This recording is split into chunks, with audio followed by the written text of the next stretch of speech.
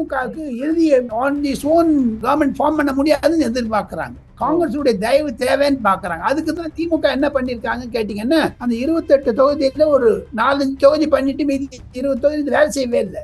காங்கிரஸுடைய வேலத்தை குறைக்க பாக்குறாங்க திமுக. காங்கிரஸ் வெளியேறும் அப்படிங்கிறது காங்கிரஸ் எடுக்கிற முடிவாக இருக்குமா, இல்ல திமுகவை வெளியேற்றி விடும் பார்க்கலாமா? திமுக வாயமூடின்னு இருப்பாங்க, ஒன்னும் சொல்ல மாட்டாங்க. காங்கிரஸுடைய பலத்தை திமுக புரிஞ்சிருச்சு. இப்போ காங்கிரஸ் தேவை இப்ப தேவையில்லை திமுக. செல்வ பிறந்தகை வந்து எலெக்ஷனுக்கு அப்புறம் நான் போயிடுவேன் செல்வ பிறந்தகையே சொல்றாரு. இப்படியாப்பட்ட ஒரு முடிவுக்கு பின்னணியில என்ன இருக்கு? ராகுல் என்ன நினைக்கிறாரு? கார்கே என்ன நினைக்கிறாரு? கார்கே வந்து தமிழ்நாடு காங்கிரஸ் கதை மாத்தணும்னு நினைக்கிறாரு. எனக்கு தெரியுது மட்டும் ஜோதிமணி அடுத்த காங்கிரஸ் பிரசிடென்ட் ஆயிடுவாங்க. மாணிக்கம் தாக்கூர், கார்த்திக் சிதம்பரம் இவங்கெல்லாம் ஃபைட் பண்ணிட்டு இருக்காங்க. அவங்களுக்கு வாய்ப்பு இருக்காதா? விஜயோடு போன வளர்ச்சி இருக்காதுங்கிறீங்களா? எங்க திமுகவே அமுக்கிட்டாங்க. விஜய் வச்சுப்பாரு கைது, கடைசி நிமிஷத்துக்கு கழுத்து அறுத்துறாரு. ஏன்னா காங்கிரஸுடைய பலம் இல்லைங்க பாருங்க தமிழ்நாட்டில். இப்ப என்டிஏ ஒருவேளை இந்த தொங்கு சட்டசபை அமையும் பட்சத்துல விஜய் என்டிஏக்கு ஃபேவரா போவதற்கு அந்த ஒரு கால்குலேஷன் இருக்கு இல்லைங்களா, அது சக்சஸ் ஆகும். ஐ மீன் விஜயோட தேவை என்டிஏக்கு தேவைப்படும் பட்சத்தில் என்டிஏவில் விஜய் இணைக்கப்படுவார் அப்படின்னு. அப்ப விஜய் வந்து ஒரு கண்டிஷன் போடுவார், பாஜக வெளில இருந்தாதான் நான் வருவேன். அப்ப என்ன பண்ணுவீங்க?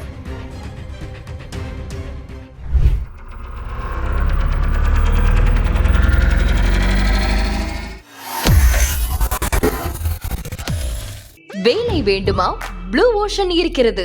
10th 12th டிப்ளமோ டிகிரி படித்தவர்களுக்கு உணவு, தங்குமிடம், இஎஸ்ஐ, பிஎஃப், இன்சூரன்ஸ் உள்ளிட்ட சலுகைகளுடன் அனுபவத்திற்கேற்ற நல்ல சம்பளம் 15,000 முதல் 30,000 வரை. பெண்களுக்கு முன்னுரிமை. 2,000க்கும் மேற்பட்ட வேலை வாய்ப்புகள் உள்ளன. இப்போதே தொடர்பு கொள்ளுங்கள். Blue ocean.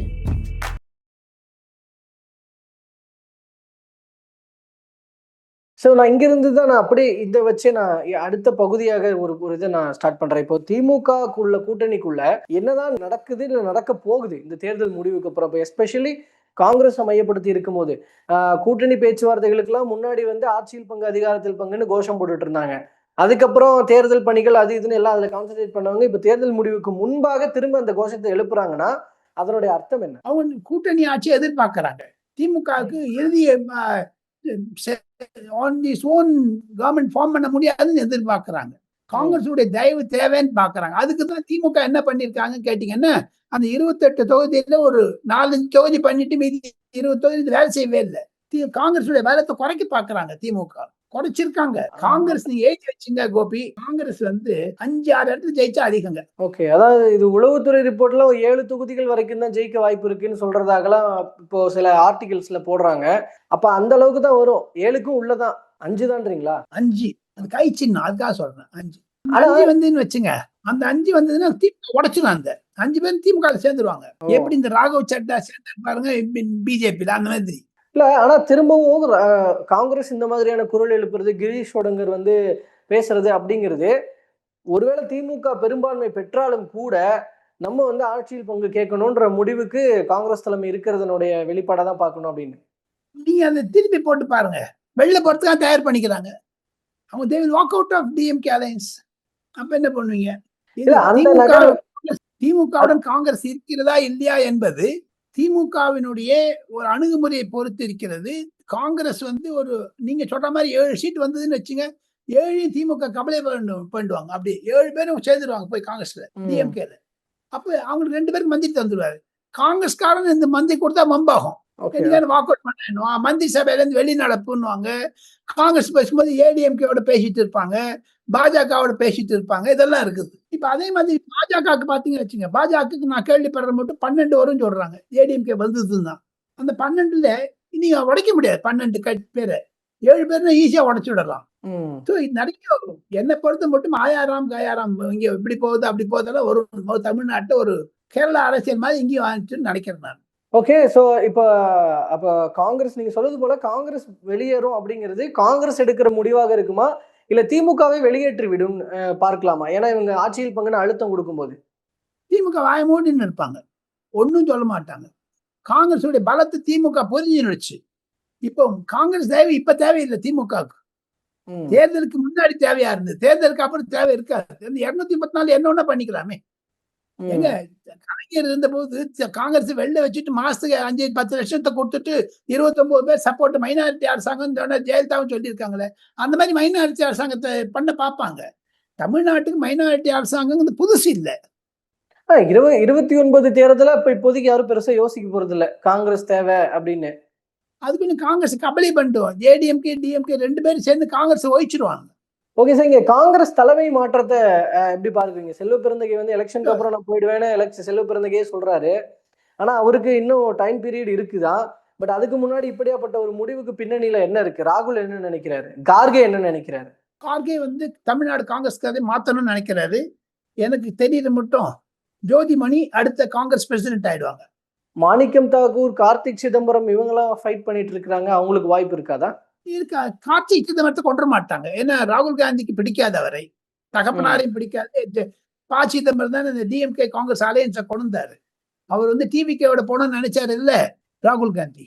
சோ ஜோதிமணி வருவதற்கான வாய்ப்பு இருக்குன்றீங்க? ஜோதிமணி தான் எல்லாம். ஏன்னா ராகுல் காந்திக்கு மிக மிக நெருக்கமானவர். அவர் வந்து யார் போடுறாங்களோ அடுத்த தாவேகாவுடன் கூட்டு வைப்பதற்கான ஒரு முயற்சியை அந்த அம்மா எடுத்துக்கும். சோ இந்த தேர்தல் முடிவுக்கு அப்புறமா காங்கிரஸும் ஒரு புதிய பாதையில் பயணிக்கும் அப்படின்னு எடுத்துக்கலாம்.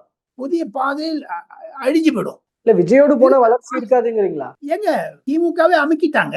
விஜய் வச்சுப்பாரு கைது, கடைசி நிமிஷத்துக்கு கழுத்து அறுத்துறாரு. ஏன்னா காங்கிரஸுடைய பலம் இல்லைங்க பாருங்க தமிழ்நாட்டுல. அது அவரு புரிஞ்சிருப்பாரு இல்ல. இனிமேல் விஜய்க்கு அரசியல் புரிய ஆரம்பிச்சிடும். இல்ல இங்க அப்புறம் நிறைய பேர் வந்துருவாங்க உள்ள. இல்ல சார், இப்போ காங்கிரஸ் இருக்கிறதுனால திமுக வந்து ஒரு மதச்சார்பற்ற கட்சின்ற ஒரு பார்வை இருக்குல்ல. இப்ப காங்கிரஸ் போயிடுச்சுன்னா அந்த பார்வை போயிடும்னு திமுக நினைக்காதா? தேர்தல் முடிஞ்சிருச்சுங்களே. தேர்தல் முடிக்கிற மட்டும் தான் வாக்கு. அந்த வாக்கு தான் விஜய் எடுத்துட்டு போயிட்டாரு. அதனால தான் காங்கிரஸ் குறைஞ்சிடுச்சு. அதனால தான் பாஜக வளர்ந்தது நாகர்கோவில். என்ன பொறுத்த மட்டும் பாஜக 4 வந்துருங்கிறாங்களே நாகர்கோவில் கன்னியாகுமரியில. ஸோ உங்களுக்கு ஒண்ணு கிராஸ் இருக்குதுங்க கோபி. நீங்க உங்களுக்கு இது சொன்னா இதை சொல்லுவாங்க, இதை சொன்னா இதை சொல்லுவாங்க. அது ஒரு கிராஸ் ரோட்ஸ் இருக்குது தமிழ்நாடு அரசியல். ஸோ ஃபைனலி ஒரு விஷயம் சார், அதே போல இப்போ என்டிஏக்குள்ள வரோம்னா என்டிஏ ஜெயிக்கும் பட்சத்தில் சில விஷயங்கள், அதாவது இப்போ நிதிஷ்குமார் மாதிரி இபிஎஸ்க்கு நிலை வரலாம் அப்படிங்கிற ஒரு விஷயம். ஒருவேளை என்டிஏ தோற்கும் பட்சத்தில், அதிமுக தோற்கும் பட்சத்தில் அதிமுகக்குள்ள வேறு சில மாற்றங்கள் நடக்கலாம் அப்படின்ற விஷயங்கள். இந்த மாதிரி என்டிஏக்குள்ள தேர்தல் முடிவுகளுக்கு அப்புறமா ஜெயிச்சா என்ன மாற்றங்கள் வரும், இல்ல தோத்தா என்ன மாற்றங்கள் வரும்னு நினைக்கிறீங்க? ஜெயித்தாலும் தோற்றாலும் அதிமுகவுடைய பலத்தை அழிக்க முடியாது யாராலையும். அந்த ரெட்டை யார்கிட்ட இருக்கோ அது மட்டும் இருக்கும். ஆனால் தாங்கள் கேள்வி கேட்ட மாதிரி அதிமுகவுடைய எதிர்காலம் பாஜகவுடன் தான் இருக்க வேண்டிய நிர்பந்தத்தில் இருக்கும். காரணம் மத்திய அரசாங்கம் அவர் விரோதித்துக்க மாட்டார்கள். திமுக ஆட்சி வந்துருச்சுன்னா திமுகவுக்கு எதிரியாக பாஜக இருக்கிறதுனால அவங்க கையில பிடிச்சுப்பாங்க. ஒண்ணு. ரெண்டாவது, பாஜகவுடைய அதிகாரம் மத்திய அரசாங்கத்தில் இன்னும் 2 வருஷம் மோடிக்கு டைம் இருக்குதுங்க. எதை ஒண்ணா பண்ண முடியுங்க 2 வருஷத்துல, 2 இயர்ஸ்ல. ஒண்ணு. ரெண்டாவது, நீங்க அப்படி சொன்னீங்க நிதிஷ்குமார் மாதிரி ஆயிடுவாங்கட்டு. இப்போ ராகுல் காந்தி நிதிஷ்குமார் மாதிரி அதிமுக ஆகலைன்னா கூட ராகுல் காந்தி வந்து திமுகவை ஏமாத்திட்டாரு. ஆக மொத்தம் 2 தேசிய கட்சியும் தமிழ்நாடு ஒதுக்குறதுன்னு தெரியுதுங்க இல்லையா? அதனால என்னை பொறுத்த மட்டும் அகில இந்திய அளவில் பார்த்தீங்களா, ஆனால் அதிமுகவிற்கு பாஜகவுடன் இருக்க வேண்டிய நிர்பந்தத்தில் இருக்கும். கட்சி உடையாது என்பதுதான் என்னுடைய கருத்து. இப்ப என்டிஏ ஒருவேளை இந்த தொங்கு சட்டசபை அமையும் பட்சத்துல விஜய் என்டிஏக்கு ஃபேவரா போவதற்கு அந்த ஒரு கால்குலேஷன் இருக்கு இல்லைங்களா, அது சக்சஸ் ஆகுமா? ஐ மீன் விஜயோட தேவை என்டிஏக்கு தேவைப்படும் பட்சத்தில் என்டிஏவில் விஜய் இணைக்கப்படுவார் அப்படின்னு. அப்ப விஜய் வந்து ஒரு கண்டிஷன் போடுவார், பாஜக வெளில இருந்தாதான் நான் வருவேன். அப்ப என்ன பண்ணுவீங்க? அப்போ அந்த பாயிண்ட்டுக்கு வர, அப்ப ஏடிஎம்கேவும் விஜயும் சேருவார்கள? அதுக்கான பாசிபிலிட்டிஸ் இருக்கான்னு. பாஜக வெளில இருந்து இப்ப விஜய் இருக்காது. Okay okay. அந்த மாதிரி பாசிபிலிட்டி இருக்காது. அது விஜயனுடைய நம்பரை பொறுத்து இருக்குது. விஜய் வந்து 65 வாங்கிட்டாருன்னு வச்சு பாஜக வெளில எதிர்கட்சியா இருக்குன்னு சொல்லிட்டு கட்சியை வளர்க்க பார்ப்பாங்க. ஏன்னா மத்திய அரசாங்கம் இருக்கிறதுனால. காங்கிரஸுக்கு மத்திய அரசாங்கம் இல்ல பாருங்க, அதனால கஷ்டமா இருக்கும். ஆக்சுவலா பாஜகவே வந்து பரவாயில்ல, ஏடிஎம்கே டிவிகே கூட்டணி வைங்க, நாங்க வெளியில இருந்து இது பாத்துக்கிறோம்னா பாஜகவே முடிவெடுக்க வாய்ப்பு இருக்கு. ஆமாமா. நீங்க வந்து நிதிஷ்குமார் சொல்றீங்களே, நான் விபி சிங் மாதிரி இருந்தேன். விபி சிங் இருந்த போது கம்யூனிஸ்ட் வச்சிருந்தாரு, பிஜேபி வச்சிருந்தாரு. அவர் அந்த மாதிரி ஏன் வச்சுக்கூடாது எடப்பாடி பழனிசாமி? வெளில இருந்து சப்போர்ட் பண்றேன்னு விஜயகாந்த் என்ன பண்ணாரு? அதிமுக கூட்டணி இருந்து அப்போசிஷன் ஆகலையா? அது தவிர ஒண்ணு சொல்றேன், தமிழ்நாடு காங்கிரஸுக்கு ஒரு தர்ம சங்கடமான நிலைமை. காரணம் அண்டை மாநிலமான கேரளாவில் அவங்க பதவி வந்துட்டதுனால ஈக்குவலா இருப்பாங்க. Okay, okay. காங்கிரஸ் வந்து ஈக்குவலா இருப்பாங்க டிஎம்கேவோட. எங்க பக்கத்துல சீஃப் மினிஸ்டர் வந்துட்டாருப்பான்னு காமிச்சுப்பாங்க. ம். அதை தவிர இனி வரக்கூடிய எதிர்காலத்தில் காங்கிரஸுக்கு வந்து 3 அரசாங்கம் வந்துட்டு சவுத் இந்தியால. கேரளா, கர்நாடகா, தெலுங்கானா. அவங்க எக்ஸ்பேண்ட் பண்றத பார்ப்பாங்க. தமிழ்நாட்டுல விஜயோட போனாதான் அதை எக்ஸ்பேண்ட் பண்ண முடியும். விஜயோட போயிட்டான்னு 3 மாநிலத்தை அவருக்கு கஷ்டம்.